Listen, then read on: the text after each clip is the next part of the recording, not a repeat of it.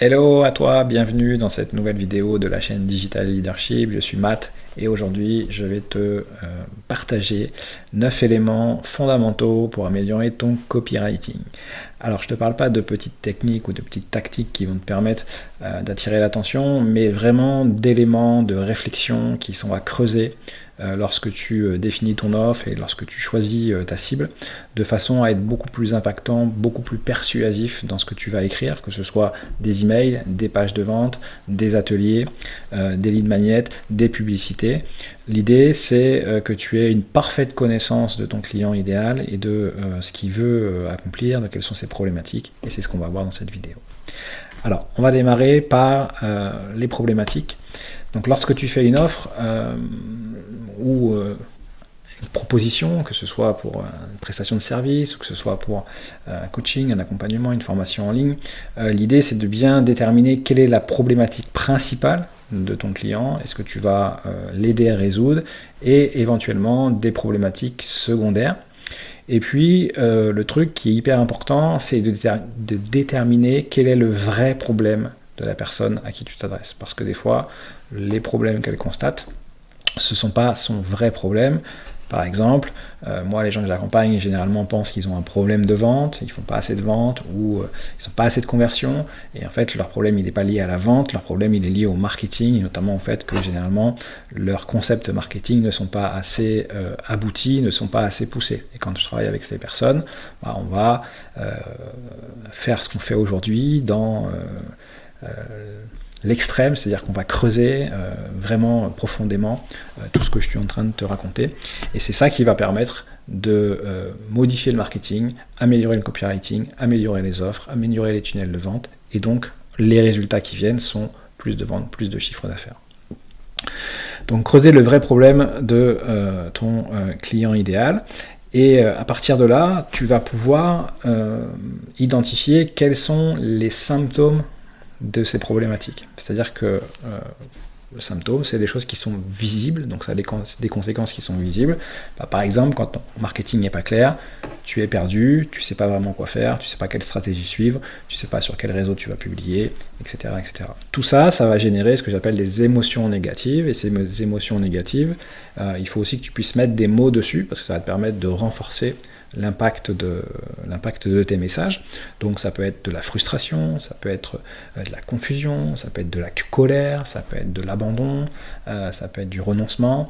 Donc le fait d'avoir une ou plusieurs problématiques qui ne sont pas réglées, avec un vrai problème derrière, génère des conséquences et des symptômes que tu peux toi identifier, et ces symptômes donnent des émotions. Et quand tu expliques tout ça à la personne, tu lui fais prendre conscience de son vrai problème. Autre point important qui va te permettre d'améliorer tout ton copywriting, c'est de bien comprendre quelles sont les idées reçues de tes prospects ou des clients à qui tu t'adresses, et les croyances qu'ils ont à propos de telle ou telle chose, et donc les croyances qui vont limiter le fait qu'ils vont passer à l'action. Et c'est en venant changer ces croyances que tu vas pouvoir changer leurs émotions et que tu vas pouvoir leur donner confiance et faire en sorte qu'ils deviennent tes clients. L'autre point hyper important, c'est celui qu'on appelle la transformation. Donc ton produit vient résoudre une problématique. Donc les gens sont dans une situation dans laquelle ils ont des symptômes avec des émotions négatives, et puis toi, tu vas leur proposer de résoudre un problème qui va apporter un résultat, et ce résultat, ça va permettre de changer des choses chez eux. C'est-à-dire que les symptômes qu'on pouvait constater lorsqu'ils avaient un problème, ils ont évolué, et donc ils vont y avoir un nouveau, un nouvel état, des résultats extérieurs qui vont être visibles, et ces résultats, tu vas pouvoir les présenter et y associer des émotions positives. Donc par exemple, c'est un exemple pour que tu comprennes bien ce que je veux dire, mais imagine tu fais une formation ou un programme qui aide des gens à développer leur visibilité en ligne.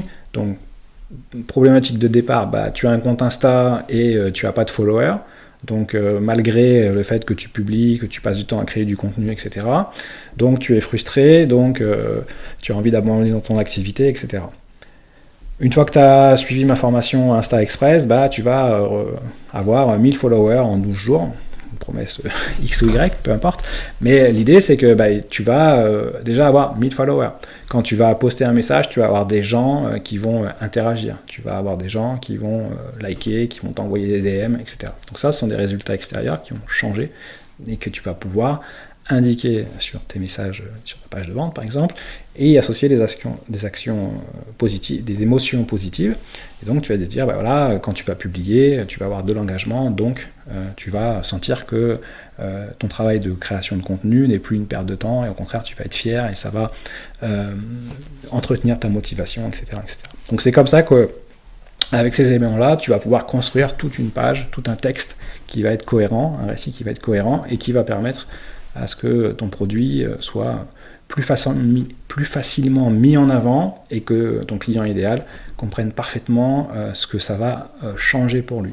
Il n'a pas besoin de savoir qu'il y a 14 modules, 32 vidéos et 50 templates. Ça, c'est vraiment des informations complémentaires que tu pourras donner en fin de présentation. Mais il a besoin de savoir comment ça va changer pour lui et qu'est-ce que ça va lui apporter. Dans le même ordre d'idée, un autre élément important, ce sont les objections potentielles de ton client idéal. Alors tu as les objections classiques, mais j'ai pas le temps, est-ce que ça va marcher pour moi, j'ai pas suffisamment confiance en moi, et j'ai pas d'argent, etc. etc. Donc ça sont tout le lot d'objections potentielles, mais tu peux aussi avoir des objections qui vont être un peu plus spécifiques et qui vont venir de la promesse que tu fais. Donc par exemple, tout à l'heure je disais comment avoir 1000 followers en 12 jours, peut-être que cette promesse, en fait, elle est tournée d'une façon qui peut être attirante, mais qui va aussi faire en sorte qu'elle devienne pas forcément très crédible, et que la personne ne croit pas dans cette promesse, et donc cette promesse va devenir une objection.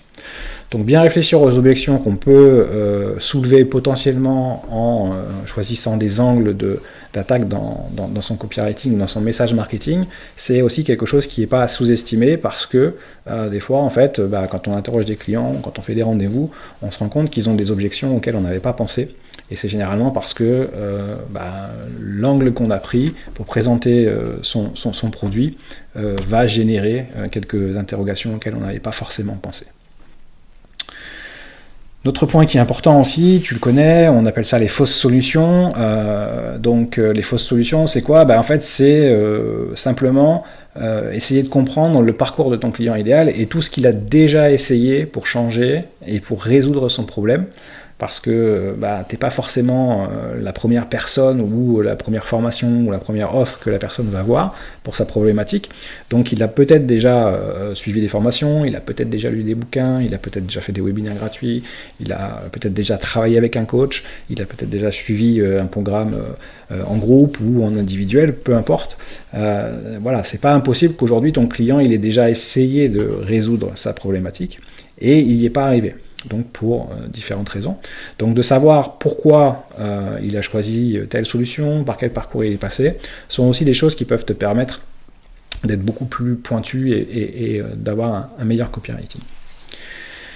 D'autres points que tu connais certainement, les bénéfices. Donc quels sont les bénéfices de ton offre ou de ton produit. Donc ça c'est quelque chose qui est important, que tu as déjà dû entendre et que tout le monde te dit, vendez les bénéfices, etc., etc. Alors je mettrai un bémol là-dessus parce que vendre les bénéfices c'est quelque chose qui est bien, c'est un conseil générique qu'il faut suivre, mais c'est pas forcément suffisant aujourd'hui pour te démarquer dans le marketing actuel malheureusement, puisque les gens sont habitués à avoir des bénéfices et l'idée c'est pas de vendre le bénéfice, l'idée c'est de parler du bénéfice et surtout de faire visualiser à la personne, donc ton client idéal, comment les bénéfices vont lui permettre de devenir la personne qu'il veut être. Et c'est ça qui est hyper important, c'est-à-dire que tu ne vas pas vendre le bénéfice en lui-même, tu vas vendre ce que le bénéfice va lui apporter dans la personne qu'il veut être. Et c'est là que tu vas être beaucoup plus important. Un autre point qui est aussi quelque chose que tu vois souvent et qui marche bien, c'est de parler à un moment donné dans tes contenus, donc dans tes messages, dans tes emails, sur une partie de ta page de vente, du coût de rester sans l'offre. C'est-à-dire qu'est-ce que ça implique aujourd'hui pour ton client idéal de ne pas suivre ton programme ou ta formation pour lui, et qu'est-ce que ça va lui coûter de ne pas faire entre guillemets affaire avec toi. Voilà pour les principaux éléments que je voulais te parler. Donc, sont des grandes thématiques, mais qui demandent de la réflexion et qui vont vraiment te permettre de creuser et de progresser dans ton marketing et d'avoir des meilleurs résultats. Si tu as des questions, n'hésite pas à marquer un petit message en commentaire et je te dis à très bientôt pour une nouvelle vidéo. Ciao, ciao.